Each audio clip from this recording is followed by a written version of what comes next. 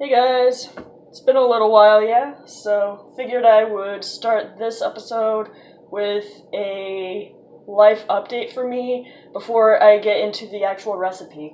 Right now, I'm drinking some boxed, chilled rosé in my Daryl Dixon cup. The first few seasons of the show I felt were like some of the greatest seasons of any TV show of all time. But I really feel like the quality of the show has deteriorated the last couple seasons, which makes me kind of sad. But I still love Daryl. The reason that I'm drinking boxed wine is because it's cheap. And I kind of am trying to pinch some pennies right now because I'm getting ready. It's a little daunting, really.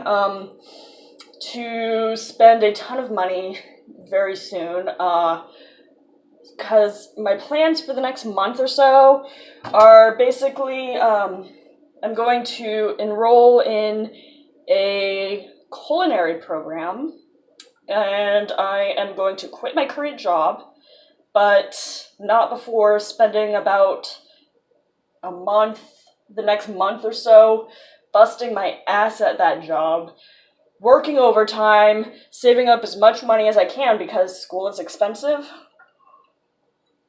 But I think it'll be worth it, going back to school. I'm a little nervous because it's been about 2 years since I was back, since I was taking school classes, college classes, or even my acting classes. So I'm nervous about spending the money and about going back to school, but I think that this is a really good idea for me, gain some more skills so that I can do more stuff, better stuff, not work in the dish pit, maybe even do like some line work, But right now, I feel like, the classes that I took, the cooking classes that I took back in high school, which is more than 10 years, and I think that my lack of confidence might have affected my performance, so that might be one of the reasons that they sent me back to the dish pit, and I've been miserable there, frankly. I mean, so I want to do something about it. I want to gain more of those skills, have more opportunities, get better pay. So, yeah, that's what I'm going to be doing coming up. So I know I said I'm scared, it's daunting, but I'm also so excited because this will open so many doors for me. And it's obviously something that I love doing is cooking. I mean, I've been doing it on YouTube and everything, and I miss being a full-time cook. I was really happy doing that. Kinda really sucks being, like, in the dish pit instead of doing my full-time cooking. Alright, anyway, life update done for now. Let's get to the recipe. This one comes from a 1940 cookbook called Refrigerator Desserts, and you might be thinking, but 1940, the US hadn't entered the war yet. No, it hadn't, but other countries were already at war, so technically it's from the war years, even if it's not from the American war years. Now, this one was also a freebie at a church used book sale, just like the Kate Smith breakfast book, but whereas that one was kind of a treasure and it felt like a steal to get it for free, this one actually should be free. Like, it's stained, the covers are, and there's like tears in the cover too. It's just in really rough shape, so it was right to be free. But I'm glad I got it, because I get to learn more about old-timey refrigerator desserts. Alright, so the particular one I'm making today is called Cola Marsh Ice. So, first thing you need, good old Coca-Cola. Now, you don't have to use Coca-Cola. Obviously, you could use off-brand. The important thing is that it's a cola, right? You measure out 2 cups.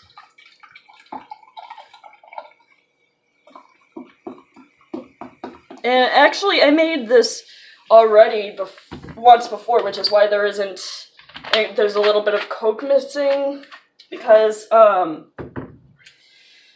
only frozen desserts I've made really are like popsicles that you just pour the stuff into the mold and freeze it, or like ice cream and sorbet and stuff with either the old bags or coffee cans and ice method, or a machine, usually just a machine, to be honest. I've never made it using this technique before, which is why I wanted to try it in advance to make sure I could do it properly. Alright, so you've got your 2 cups measured here. You're going to take 2 tablespoons out of that, alright? And put it in your saucepan.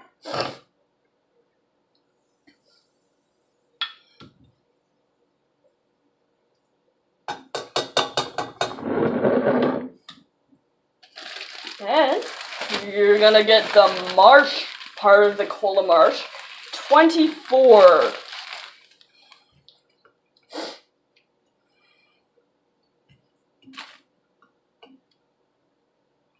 That was 12. Oh damn, I'm good. Probably didn't get an even 12 in this one though. 14, 15, 16, 17. Oh, I was 1 off! Come on! Alright, you know what? I'm just gonna take a few of these. Alright. So also to our Coca-Cola mixture, we're gonna add 1/8 of a teaspoon of salt. And remember what I said about how, like, for this kind of thing I actually do measure? Yep. I'm using my little 1/8 of a teaspoon. And then 2 tablespoons of lemon juice.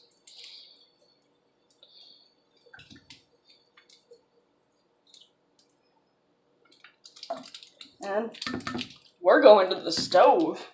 Alright, I'll check back with you in a moment.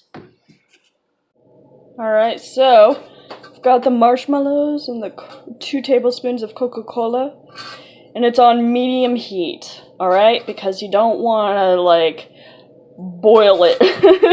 There's not a lot of liquid to boil. You're gonna end up messing it up if you try to do too much heat too fast, but it doesn't actually take that long for the marshmallows to melt. I'll check back with you in a minute. Alright, so now our marshmallow is melted in with the Coca-Cola, and it smells really good. So what we're gonna do is actually turn off the heat, as you're supposed to remove the mixture from the heat before you add the rest of the Coca-Cola with that salt and that lemon juice as well. I'm gonna mix that up.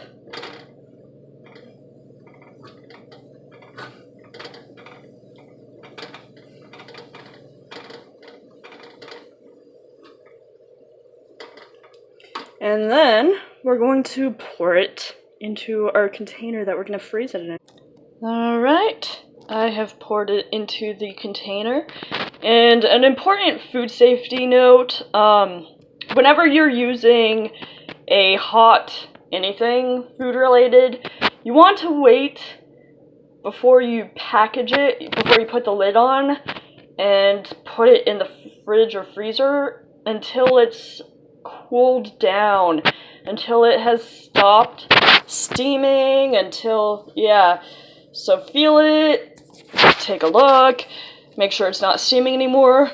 And also, side note, from this cookbook, well, it's not really a book, but a pamphlet, did it ever occur to you to serve scoops of sherbet on your favorite devil's food cake? No, it hasn't. I would much rather have, like, a vanilla ice cream or something on that, but thanks for the suggestion. Alright, so I'm not sure how clear it is to you guys. Actually, it looks pretty clear. There's some actual, like, frost type stuff forming, right? So the recipe says to stir the concoction 2 to 3 times while it's freezing. But you don't want to just stir the liquid ingredients, right? So wait until it starts to get kind of frozen before you actually stir it for the first time, because otherwise it's just a waste, right? You're basically just stirring what you already had. So here's the thing. It's called a quote-unquote ice, right? But I think the consistency we're going for more is what a modern day slushie would be. You don't want it to be like hardcore ice, like an ice block that you couldn't get your spoon into, right? But you want it to be at least semi-frozen. I probably didn't let it sit long enough for this video, maybe like overnight, but overnight it also might get too hard. But yeah, I mean, I've tried this already, like, with the other time that I tried it. I think it actually turned out better this time. I haven't actually eaten it yet, though, so maybe I'm speaking too soon.